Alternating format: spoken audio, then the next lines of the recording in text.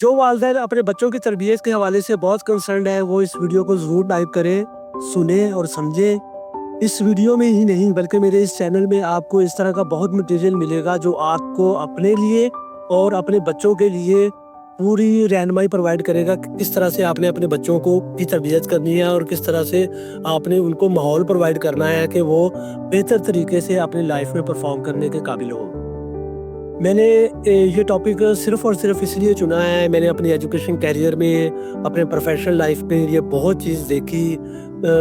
کہ ہماری سوسائٹی میں بچوں کی تربیت کے حوالے سے بالکل کوئی کام نہیں ہو رہا، اور اس سے بھی بڑا جو المیہ ہے وہ یہ ہے کہ ہمیں ہمارا سوشل میڈیا، پرنٹ میڈیا یا پھر الیکٹرانک میڈیا اس طرح کا کوئی بھی مواد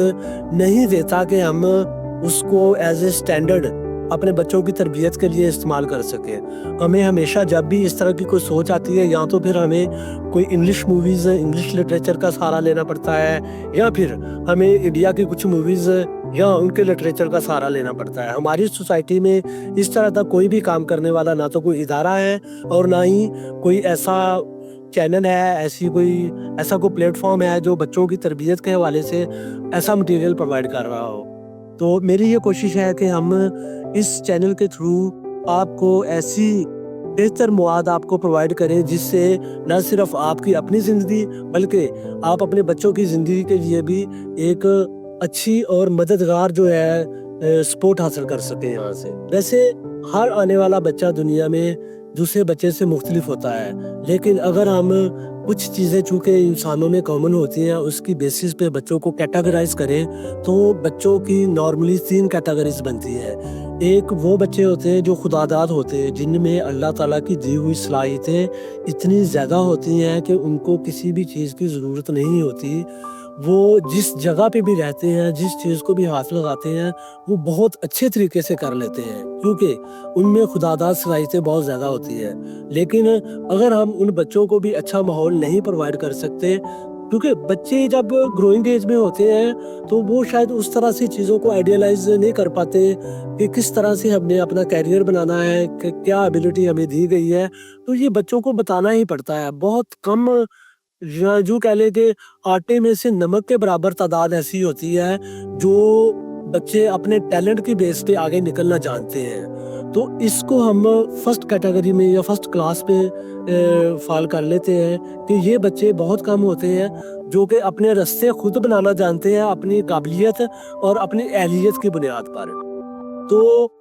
اور ان کی ظاہری بات ہے ان کی تعداد بھی بہت تھوڑی ہوتی ہے، تو ان کو تو اتنی زیادہ ضرورت نہیں ہوتی کسی بھی چیز کی۔ وہ کہتے ہیں نا کہ بہت زیادہ عقل مند بندہ جو ہوتا ہے یا بہت زیادہ جو بیوقوف بندہ ہوتا ہے، اس کو کسی کی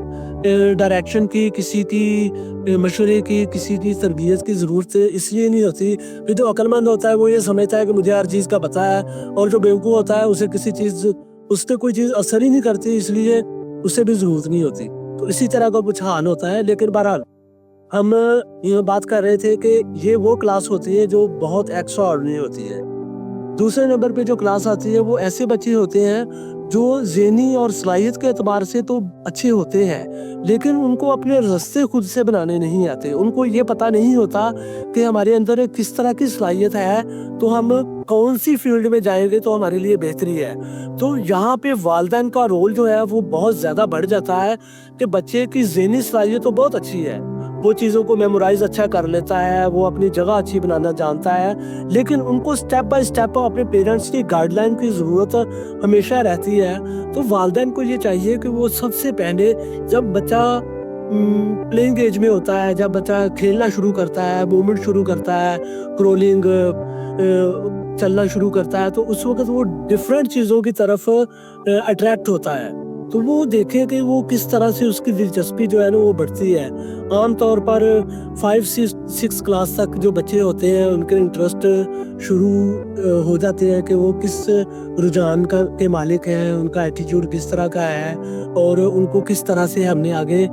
کس فیلڈ میں لے کے جانا ہے۔ کچھ بچے ایسے ہوتے ہیں جو نہیں کر پاتے لیکن زیادہ تر بچے کر لیتے ہیں۔ اب یہ ڈیپینڈ کرتا ہے کہ والدین نے اپنے بچوں کو کس طرح سے ماحول دیا ہے، وہ کتنی ویجیلنسی کے ساتھ اپنے بچوں کی چیزوں کو آبزرو کرتے ہیں، ان کو کس طرح سے سمجھتے ہیں اور کس طرح سے وہ ان کی تربیت کر رہے ہیں. یہ چیز بہت میٹر کرتی ہے کہ آپ نے اپنے گھر میں کس طرح سے بچوں کو ماحول پرووائڈ کیا ہوا ہے.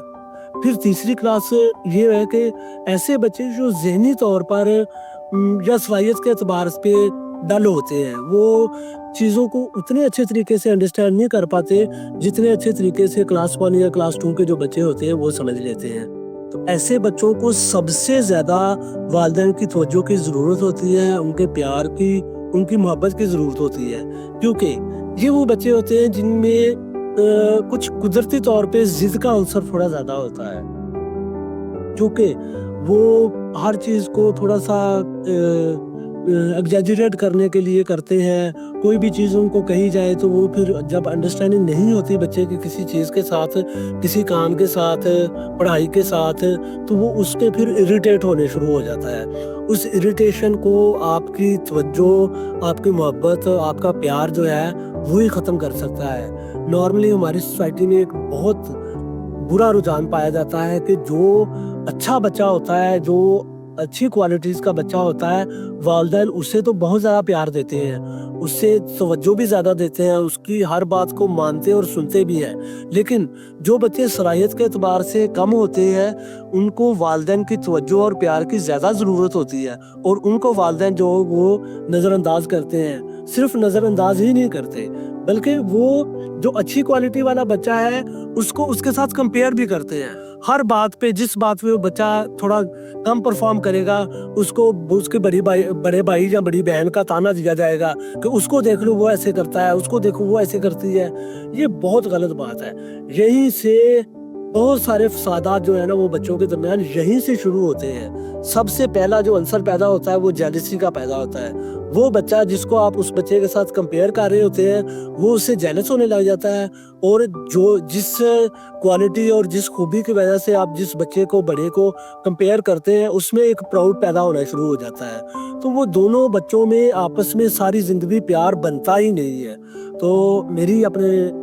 سننے والوں سے یہ خصوصی درخواست ہے کہ اپنے بچوں میں کبھی کمپیریزن نہ کریں. اللہ تعالیٰ نے ہر بچے کو ایک علیحدہ سے خوبی دی ہے، اس کی اس خوبی کو جانیں.